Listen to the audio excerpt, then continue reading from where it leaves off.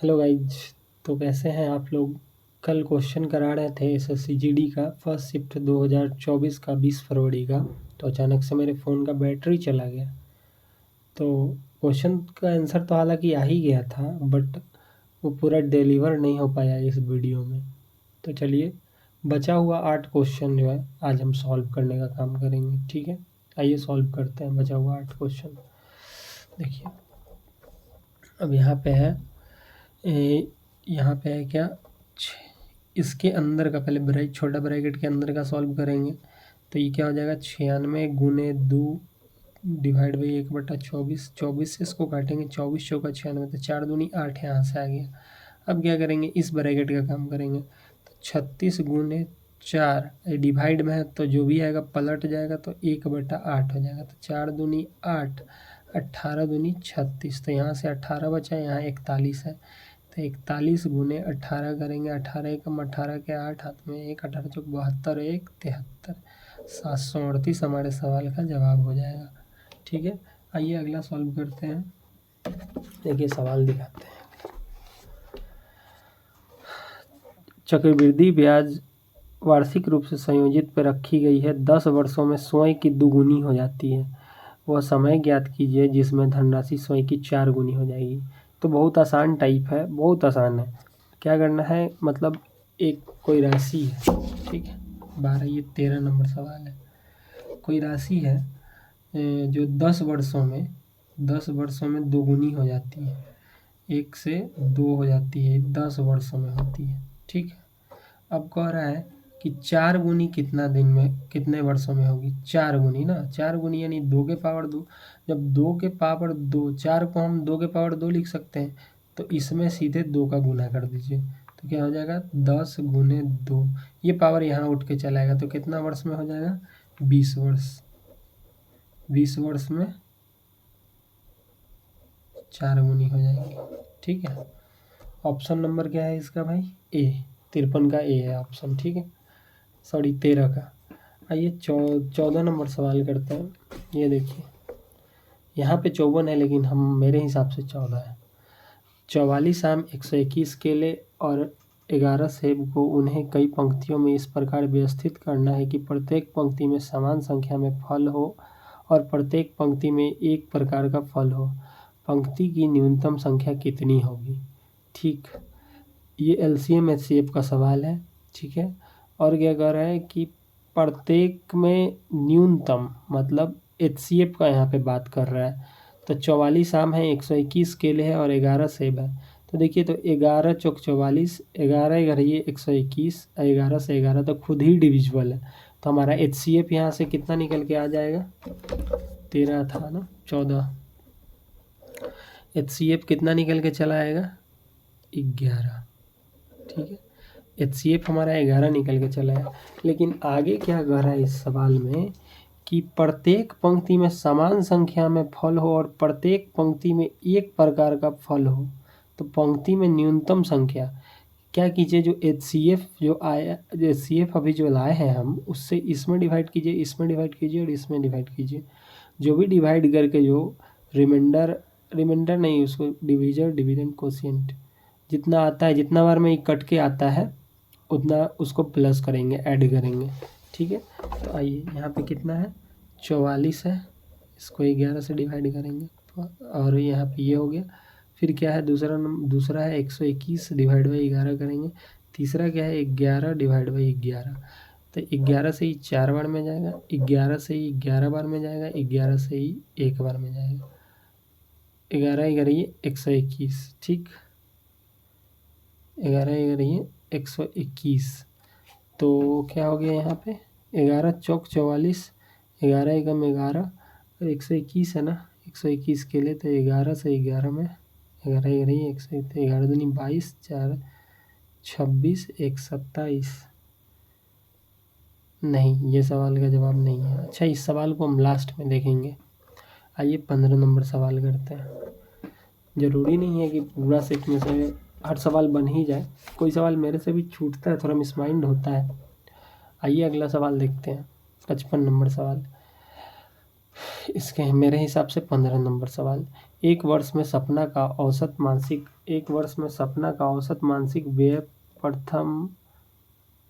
प्रथम 3 महीने के लिए 1100 रुपये, अगले 5 महीने के लिए 1000 रुपये, अंतिम 4 महीने के लिए 1200 रुपये। कुल वार्षिक बचत इतना है, सपना की औसत मासिक आय कितनी होगी। अच्छा, आय बराबर हम पढ़े गया थे खर्चा प्लस बचत, ठीक है। तो यहाँ बचत तो दिया हुआ है, आय बराबर खर्चा प्लस बचत, तो हम खर्चा निकालेंगे, व्यय दिया हुआ है मतलब खर्चा दिया हुआ है। तो देखिए 3 महीने में कितना करती है 1100, और आगे देखिए 5 महीने में कितना करती है 1000, और अगला क्या है 4 महीने में 1200, ठीक है। गुना करेंगे 11 तिया 3300, 5 पर 3 जीरो, 5 गुने 1000 है ना, 5000 हो गया, 12 चौक 4800। आपस में सबको जोड़ेंगे तो ये है 3300 है, ये 5000 है, ये 4800 है। सब में जीरो हो गया, फिर जीरो हो गया, 8 3 11 के एक हाथ में 1, 5 4 9 और 3 12 1 13 100 हो गया। अब प्लस इसमें 1300 और ऐड करेंगे, ठीक है, क्योंकि बचत दिया हुआ है 1300। ओके, जोड़िए 0 0 3 1 4 0 0 3 1 4 और 13 1 14, ठीक है। तो ये क्या हुआ, इनकम बराबर हम पढ़े होंगे, income equals to expenditure EXP plus saving. तो हमारा खर्चा यहाँ से निकला, सेविंग यहाँ से निकला, दोनों को आपस में जोड़ दिए तो ये हमारा क्या निकल गया, इनकम निकल गया, INC। अब एवरेज पूछ रहा है ना, तब साल में 12 महीने होते हैं तो 12 से भाग लगेंगे, 12 बढ़ाइए 44 से, तो हमारा एवरेज आय कितना आ गया 1200 रुपये। तो इसका ऑप्शन नंबर क्या है, ऑप्शन नंबर C, ठीक। आइए 16 नंबर सवाल करते हैं। 16 नंबर सवाल, 16 नंबर है हमारा सवाल। R एक काम को, यहाँ देखिए सवाल, R एक काम को 90 दिन में पूरा कर सकता है, कुल काम का कितना प्रतिशत R द्वारा 45 दिन में कर सकते हैं। अरे R किसी काम को जो है वो 90 दिन में करता है, तो टोटल काम तो 90 हो गया। R किसी काम को 90 दिन में किया, यानी टोटल काम 90 हो गया, तो 45 दिन में कितना करेगा।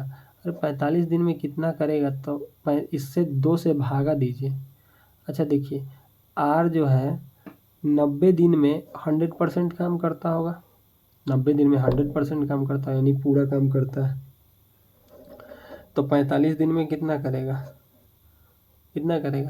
अब इसमें 2 से डिवाइड कर दीजिए, इसमें 2 से डिवाइड कीजिएगा तो इधर भी 2 से डिवाइड कीजिएगा, तो ये 45 यहाँ से आ गया। तो ये 45 दिन में कितना परसेंट काम किया, 50%, सिंपल सी बात है।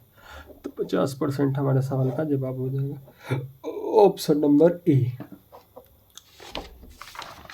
आइए अगला सवाल, यहाँ देखिए, रोहित 2320 रुपये का एक पुराना बल्ला खरीदता है और उसकी मरम्मत पे 180 रुपये खर्च करता है, तो वो इसे 2400 में बेचता है, तो हानि प्रतिशत, लाभ या हानि प्रतिशत कैसे निकाला जाता है, क्रयमूल्य विक्रयमूल्य के रेशियो से निकाला जाता है।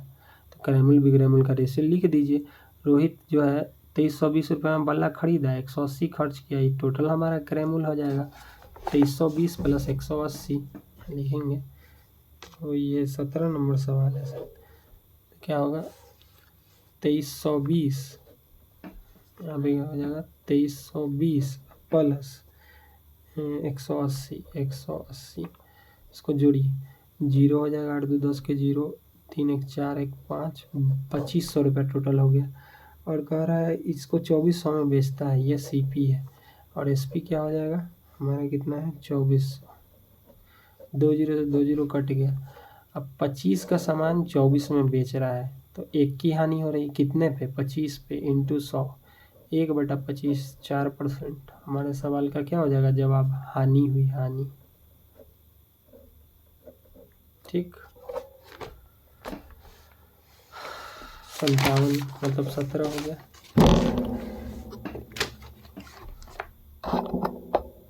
आइए 18 करते हैं। कह रहा है एक विद्यार्थी ने परीक्षा में 75% अंक लाए, 60 अंक प्राप्त करने वाले दूसरे विद्यार्थी के अंक से 30% अधिक लाए। अच्छा, अधिक या कम का मतलब क्या होता है? अंतर होता है। तो इस दोनों का अंतर देखिए, 75 और 60 का अंतर देखिए, तो 15 हो जाएगा अंतर। मेरे इसके हिसाब से 15 है, सवाल में दिया हुआ कितना है? 30। तो एक यूनिट का मान कितना हो जाएगा? 2। तो 100 यूनिट का मान कितना हो जाएगा? 200। लिख के बताते हैं। 18 कह रहा है एक विद्यार्थी ने 75% अंक प्राप्त किए और एक 60% अंक प्राप्त किए। दोनों में अंतर कितने का है? 15 का, 15% का। और यहाँ पे कितना दिया है? 30 का। ठीक, एक यूनिट का मान कितना हो जाएगा? 2। ठीक, तो 100 यूनिट का मान मतलब कुल क्या कर रहा है? परीक्षा में अधिकतम अंक कितने होते हैं? 100। तो कितना हो गया? 200 हमारे सवाल का जवाब हो गया। Option number D. आइए फिर से ये बोर्ड मास का सवाल दे दिया है। 175 गुने 72 ये लिख के करते हैं। 1 मिनट दीजिए, हमको लिख लेते हैं इसको। 19 नंबर सवाल है ना। 175 गुने 2 गुने 72, 175 गुने 72 divide by 24 plus 5 bracket 1 into 20 curly bracket divide by 2। ठीक, सवाल तो दिख रहा होगा। आइए इसको सॉल्व करते हैं। तो 175 गुने 72 ये डिवाइड में चल जाएगा, और प्लस भी है ना इसमें। ठीक है, प्लस है तो कोई दिक्कत नहीं है। अब प्लस 5 इसके अंदर है, ये ब्रैकेट बाहर से। इसको कीजिए 18 24 तिया 72 हो जाएगा ये। ठीक है, तो 175 तिया कितना हो जाएगा?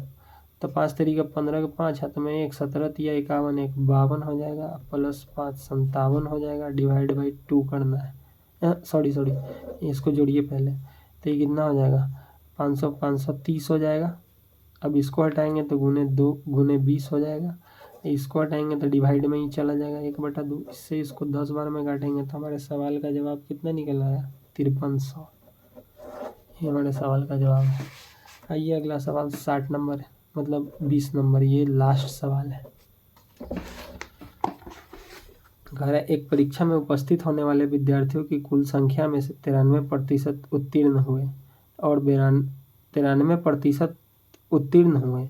अब 9275 विद्यार्थी अनुत्तीर्ण हुए। परीक्षा में उपस्थित होने वाले विद्यार्थियों की कुल संख्या। अब बोला है परीक्षा में उपस्थित होने वाले विद्यार्थियों की कुल संख्या 93% है। तो 93% उपस्थित हुआ, तो जाहिर सी बात है कि 7% उससे कम, मतलब 93% अगर प्रेजेंट है तो 7% अब्सेंट हुआ होगा। तो ये 7% का मान दिया हुआ है, उसका तुलना उससे निकालना है, उसको गुना कीजिए। अब 9275 जो है ये अनुत्तीर्ण हुए। ठीक है, उपस्थित 93% है, तो जो न उपस्थित है वो 7% रहा होगा। ठीक है, और उपस्थित होने वाले विद्यार्थियों की कुल संख्या, तो 100 से गुना कर दीजिए। 7 से इसको काटिए, तो 7 से इसको 7 एकम 7, 2 2 7 3 21, 1 7 दूनी 14, 14 3 बचेगा, 7 बचे 35। ठीक है, तो 13 2 5 00 हमारे सवाल का जवाब हो जाएगा option number C. Thank you. इसी तरह की मतलब वीडियो हम लाया करेंगे, आगे भी लाएंगे। तो 20 फरवरी का फर्स्ट शिफ्ट का है ना, सेकेंड शिफ्ट का भी हम लाएंगे, जल्द ही लाएंगे। और रेगुलर बेस पे इसको करना चाहते हैं, देखिए हो पाता है कि नहीं। वीडियो अच्छा लगा हो तो लाइक कीजिए, सब्सक्राइब कीजिए, शेयर कीजिए। Thank you.